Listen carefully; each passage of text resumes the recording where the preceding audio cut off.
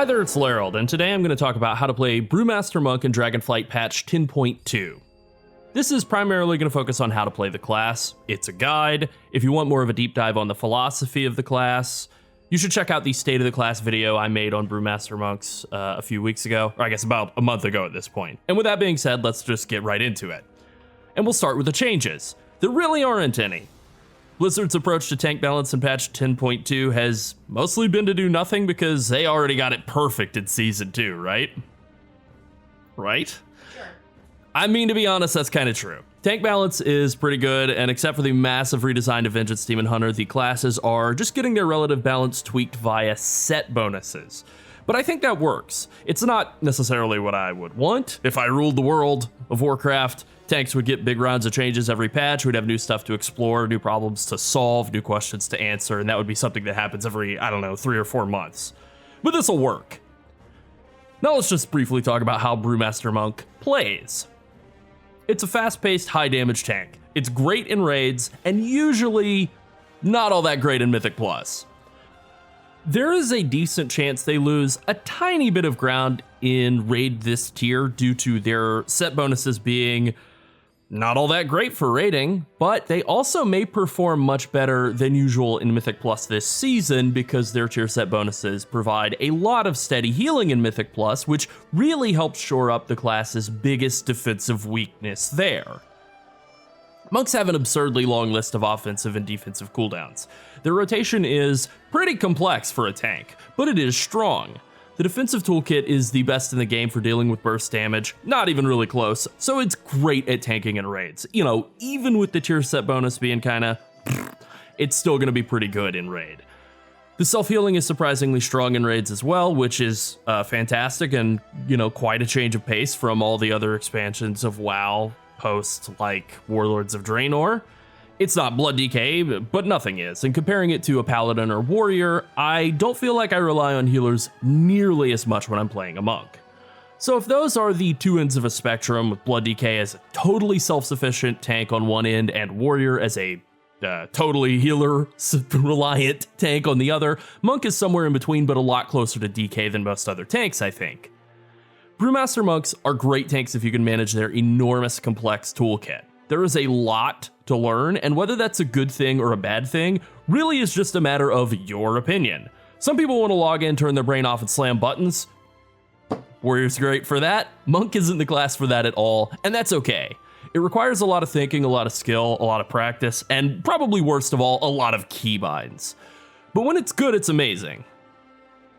Now let's talk about the Brewmaster Monk tier set bonuses. Before we get into them, I'll say that a Breath of Fire tier set bonus has clearly been someone at Blizzard's Great White Whale for a long time, and I don't know for sure whether they caught it here or not. I think so, I hope so. I think whether you like these set bonuses or hate them really depends on what point of view you're coming from. So here they are, and I fortunately am recording this like immediately after some changes have been made to it, so I'm able to give the actual properly updated version of it. The 2-piece bonus makes Breath of Fire deal 40% bonus damage as Shadow Flame and causes you to heal for 50% of all fire damage dealt.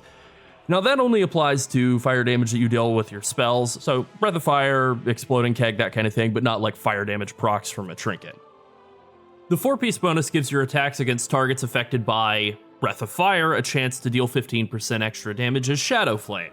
It also causes Celestial Brew to grant a stagger absorb shield equal to the damage that you've dealt with Shadow Flame. Healing for 50% of all fire damage is pretty amazing in Mythic Plus. It's worth something like 15% total leech, which adds up to a lot of healing over the course of a dungeon. More importantly, it's a steady stream of healing, so it really helps offset your biggest defensive weakness, which is the need for a steady stream of healing when you're taking a lot of damage. Most other tanks compensate for this by having a mechanism that converts some amount of their damage into healing or damage shielding. This is great because it scales up into AoE. Monks just don't have that kind of mechanic, and this gives them one. So that's really good. The 2 pieces damage component, the 40% more Breath of Fire damage, really sucks in raids. It's like 1% more damage. It's fine mechanically. The numbers just suck. There's no reason to be fake polite. It is like a joke bonus in raids, damage-wise. The 4-piece bonus seems to have a proc rate of around 50%, and since your enemies will basically always have Breath of Fire on them, it's worth about 7.5% more damage. So between the two bonuses, this grants maybe 8 or 9% increased damage in raids. So like, that sucks. This is after a buff too, and it's still really bad. It's still comfortably the weakest tank tier set bonus. Druids are the next worst, and they're definitely the tank class that has been like crying and screaming and gnashing their teeth the most about how horrible their tier set is. And it gives them about 10 to 15% more damage from their tank bonuses. So still quite a bit more than Monk gets. Every other tank gets 15, 18, maybe even 25% more damage from their tier set if we're including Prob Warriors. In Mythic Plus, the 2-piece bonus is worth like 3 to 4% more damage maybe, and since you deal a much higher overall amount of damage, the 4-piece giving 7.5% more damage will add more total damage, but the proportionality is still the same. It's still 7.5% more. Maybe you'll cap out around 8 to 10% more total damage in Mythic Plus from the full tier set. Now, because the stagger shield from the 4-piece is tied to the extra Breath of Fire damage from the 2-piece and the 4-piece's damage procs, it's just not a meaningful defensive layer in raids. It provides less than 1 auto attack's worth of damage reduction. Cool. In Mythic Plus, it's worth more damage reduction, maybe several auto attacks worth of damage, but still not amazing. It's also not actually a damage shield, it's a stagger shield, so its value is a bit more delayed, a bit harder to feel. It's fine, it's whatever, I don't care. Again, I think the design is fine. The problem really is just the tuning. It should at a bare minimum deal twice as much damage as it did before the recent buff where it got a 50% buff.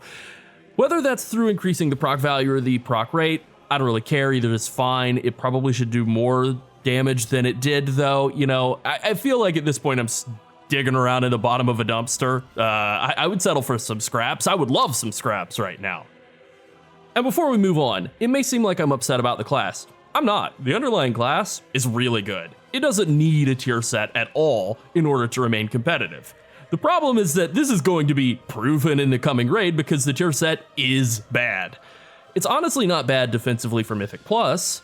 All it would really take is just more tuning up on the 4-piece damage proc for this tier set to be good.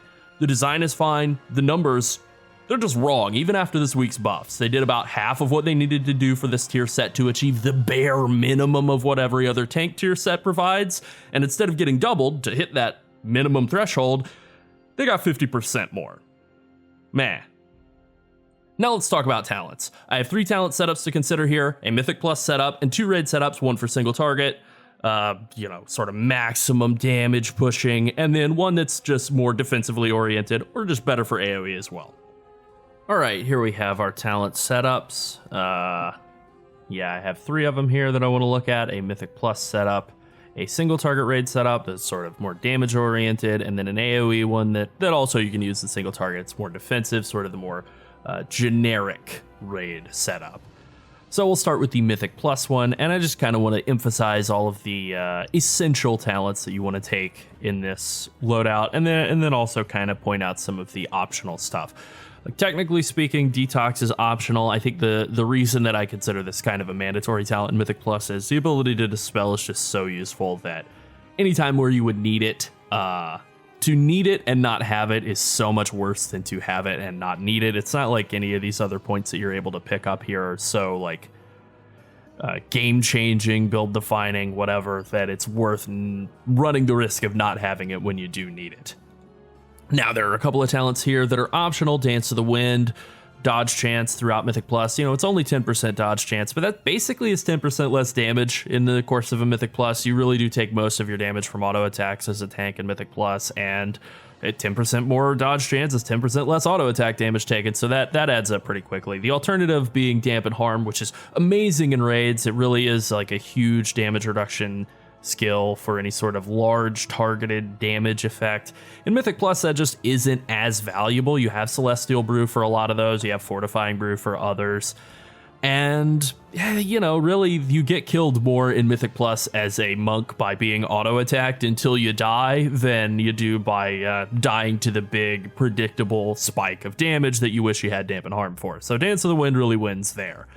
Diffuse Magic and Yu'lon's Grace are a lot more competitive. You could really go either way here. Diffuse Magic is just basically a concentrated magic damage reduction cooldown.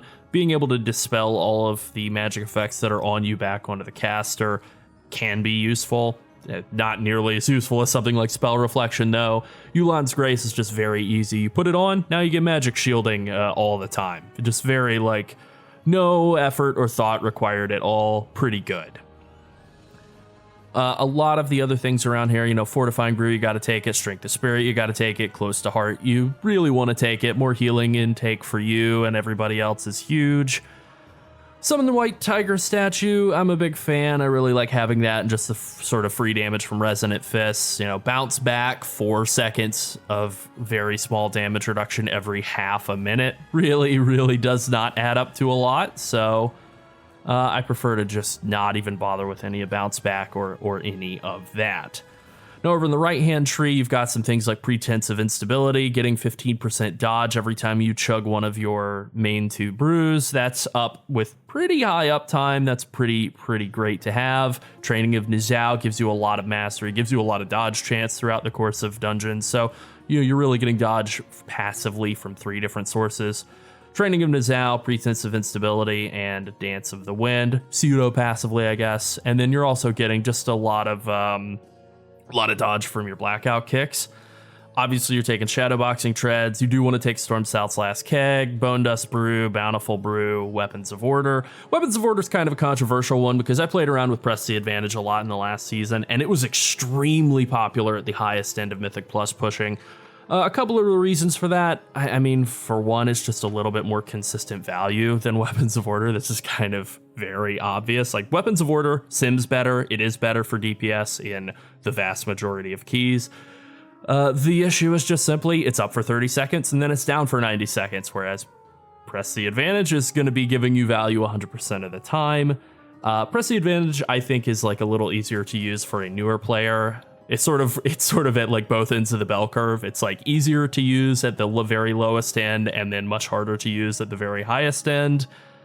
Generally speaking, most people are going to be better suited using Weapons of Order, and that's probably a good bit of practice to stick to because that winds up being better for you in raid. Weapons of Order is categorically superior in raid, so it's better to just kind of use and get comfortable with that tool in all arenas of the game, and then, maybe if you want to play around with Press the Advantage, if you're really pushing some high-level keys, you can do that and see how you like it.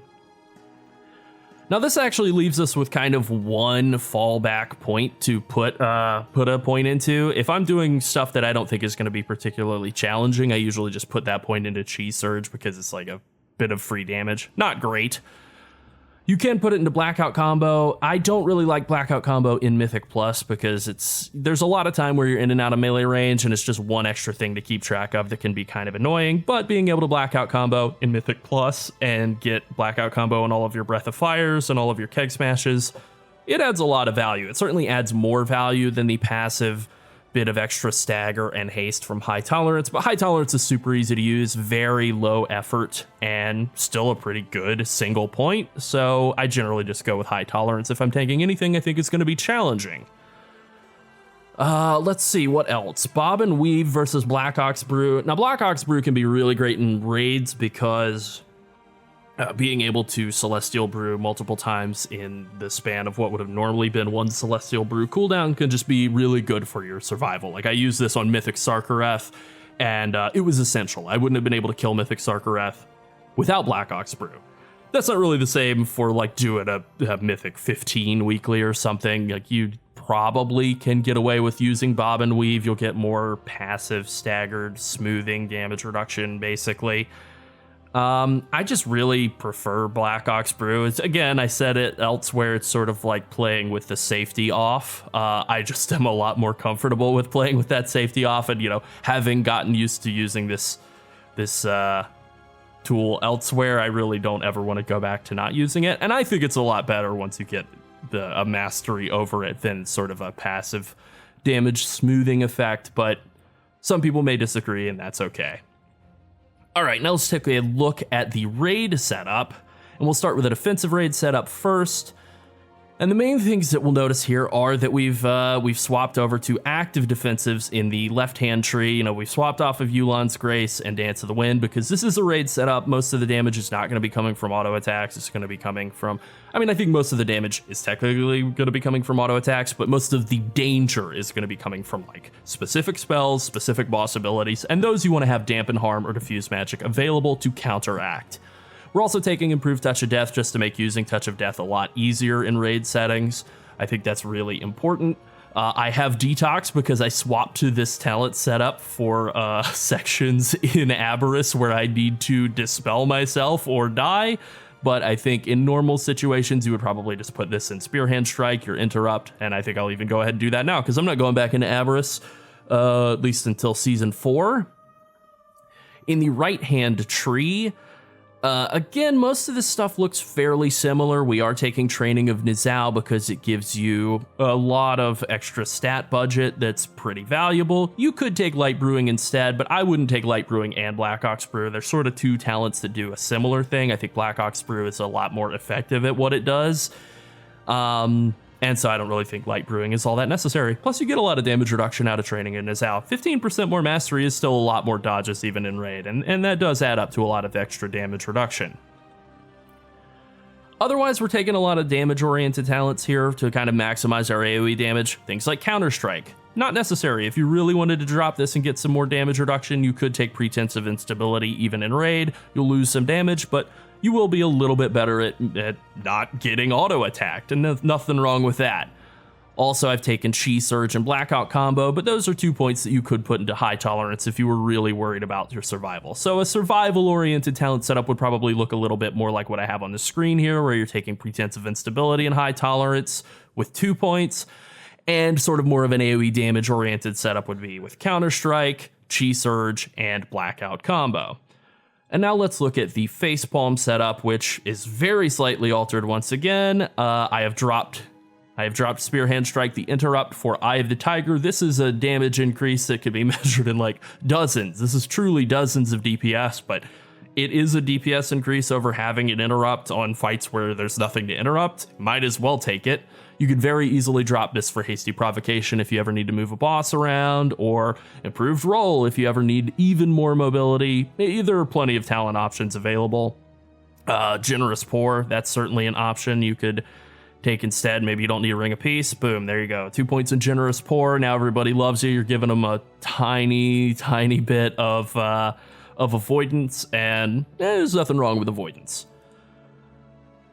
In terms of the right-hand tree, we're not bothering with Storm Stout's Last Keg because in the Blackout combo Tiger Palm setup that I'll talk a little bit more about later, you're not using Keg Smash on cooldown. Keg Smash is not the bulk of your damage. The bulk of your damage is Blackout Kick and Tiger Palm. And so you're doing everything you can to maximize all of those. Shadowboxing Treads, Counter-Strike for giving you more damage when you dodge, Facepalm for giving you more damage with your Tiger Palms, Blackout Combo for giving you more damage with your Tiger Palms, and then you're just taking everything you can to maximize your damage. Charred Passions, Bone Dust Brew with Bountiful Brew, Weapons of Order with Chi Surge, Exploding Keg, Elusive Footwork, blah blah blah. All the normal stuff you would expect to take to maximize your damage, because this is purely a single target damage maximization talent setup. All right, that's it. Those are the 3 talent setups for Monk that sort of cover all of the bases. Now let's get back to rotation stuff. All right, now let's move on to abilities. You have 2 basic rotations. The standard rotation, which maximizes your defenses and your AoE damage. This is what you play in any AoE situation, whether it's Raid or Mythic Plus. It's also the same approach you would use for difficult raid content, even in single target if you're worried about dying. I'll go over the normal rotation since it is much more useful. It's the thing you should learn to play first. You can play it 100% of the time and it'll be fine. And then second, I'll cover the Blackout combo Tiger Palm rotation. If you want to sacrifice a little bit of defenses in order to maximize your single target damage, then you would want to use the Blackout combo Tiger Palm rotation. Just to reiterate, the Blackout combo Tiger Palm rotation is only for single target and only for maximizing damage. So don't use it in AoE, don't use it if you're worried about dying. Really stressing that as hard as I can. Okay, let's get into it. Standard rotation goes like this.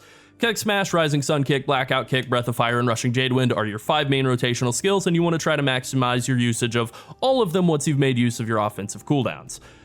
The one very important tip here is that Blackout Kick is the highest priority skill the majority of the time. You always want to keep at least one charge of Keg Smash on cooldown, but that's pretty easy, and after that, you use Blackout Kick ahead of Rising Sun Kick and Breath of Fire. This might seem counterintuitive since it's a shorter cooldown and a lot of, Rising Sun Kick deals more damage, but basically the reasoning is this. If you always prioritize Blackout Kick in spots where you have multiple good skills available, you'll have way fewer points in the rotation where none of your good skills are available.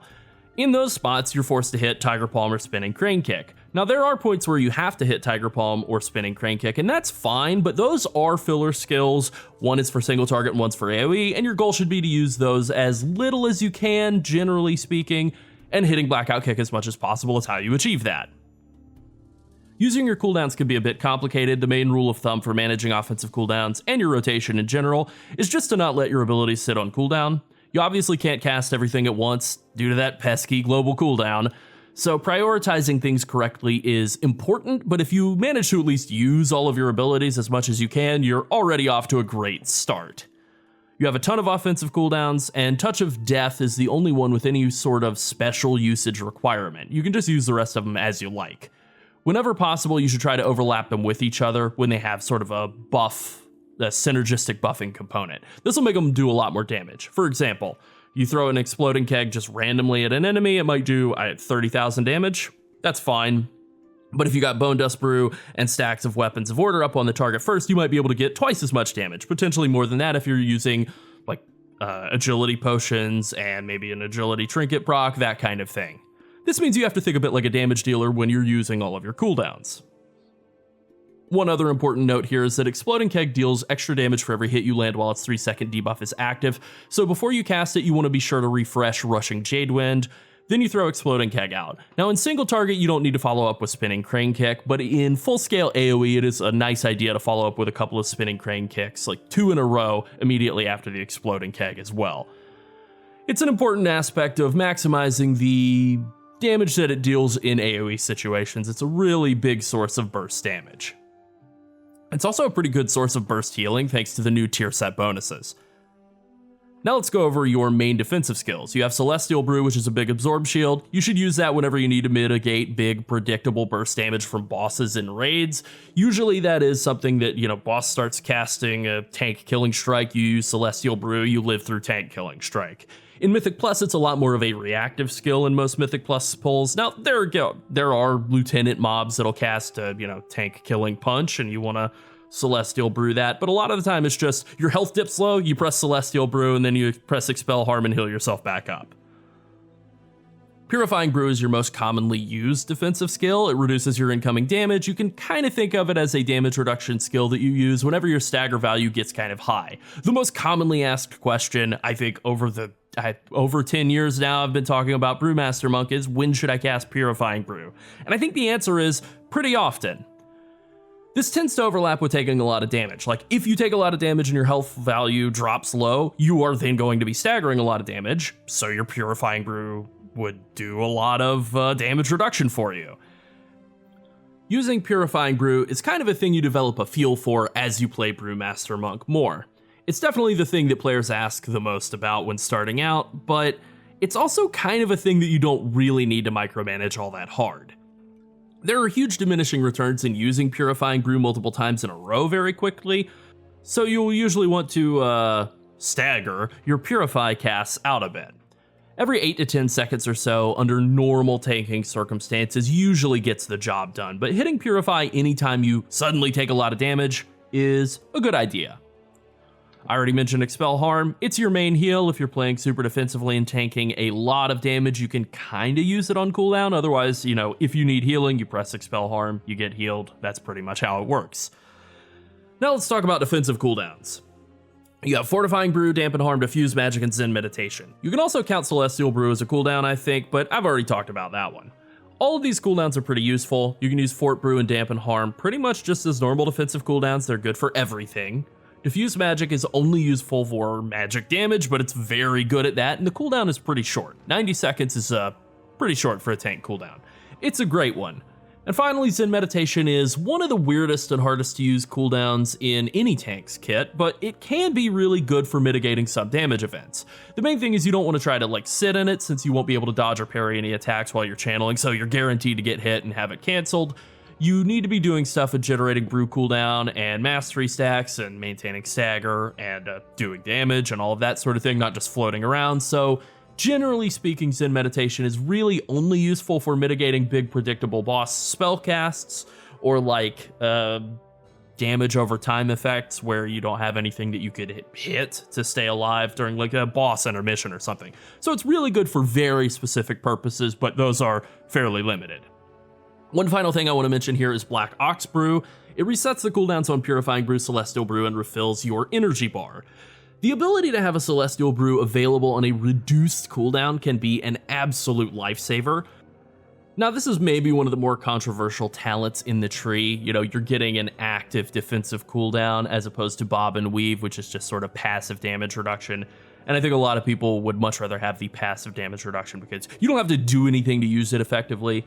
I think generally speaking, I prefer Black Ox Brew because I would rather play with the safety off. But that's just me, maybe. It's definitely one of the most unconventional defensive cooldowns in the game, and it isn't always great, but it can be incredibly powerful in a lot of situations, and that is what has made me such a huge fan. At its most basic, you use it when you realize you need another big shield. Not actually all that complex when you break it down like that, but either way, it's great. Alright, I said I would talk about Blackout combo Tiger Palm later, and let's do that now. How do you do it?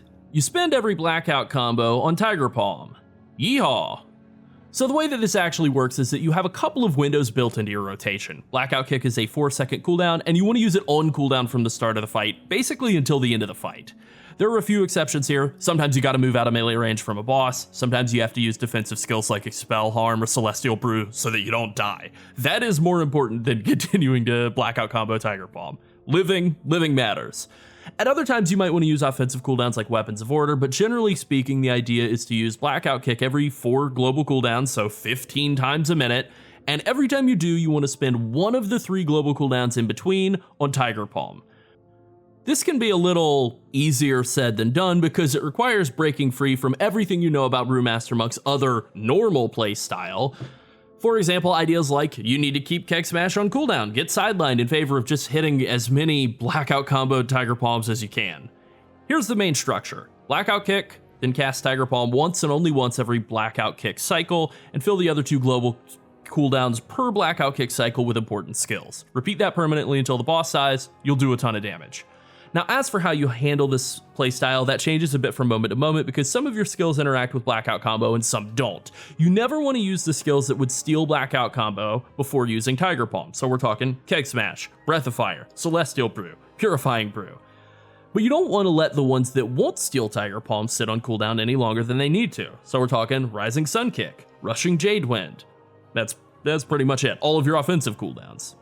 Exploding Keg. One final note, you want to try and always have Charred Passions active before you cast Blackout Kick. This means casting a lot of Breath of Fires, and that's a good thing. It's the best approach for maximizing your damage output, and that is the point of this playstyle, maximize that damage. Now let's talk about how to pull on a Brewmaster Monk. This is something I always specifically go over with tanks because I know pulling packs of mobs in dungeons can be challenging for newer players, and here we are. If you're running Rushing Jade Wind, and this is why I think it's clearly the best talent in its slot, you want to precast it before you run into melee range. It's going to give you a bunch of AoE ticking damage and make holding threat really easy. Keg Smash should be the first damaging skill you cast onto a pack of enemies once you're near them. If you have Bone Dust Brew, you can cast it while you're walking in, but if it's a pack that's spread out a little bit, Bone Dust Brew's on the global cooldown, it doesn't do any damage or generate threat, so you're generally better off tagging all the mobs in a pull with a damaging skill like Keg Smash, maybe Spinning Crane Kick, getting all of them stacked up on you, then hitting them with Bone Dust Brew and proceeding from there. You will want to use Bone Dust Brew and Weapons of Order early on in any pull that'll last long enough to get the value out of them, and once the enemies are debuffed with them, you hit the pack with an Exploding Keg for a humongous burst of damage. Just be sure that you use Rushing Jade Wind before that Exploding Keg so that you're really maximizing that damage output. After this point, you can unload the rest of your offensive cooldowns and proceed into your normal rotation. Getting Keg Smash and Breath of Fire up early in a pull is important just to ensure you've locked up threat and have your active mitigation going. Then you blast your cooldowns and you're good to go. Alright, in terms of stats, monks want to enchant and gem for either crit or versatility, and then the other will be your second best secondary stat. Now, which one is best for you is really a matter of like what you're prioritizing. The damage difference is going to matter based on what your gear is, so sim yourself if you really care. Versatility is a little bit more consistent defensively, so if you're just more interested in sort of a defensive setup, I would go with versatility. In Mythic Plus, Mastery, because of the tier set no longer interacting with Mastery, Mastery is actually pretty good again.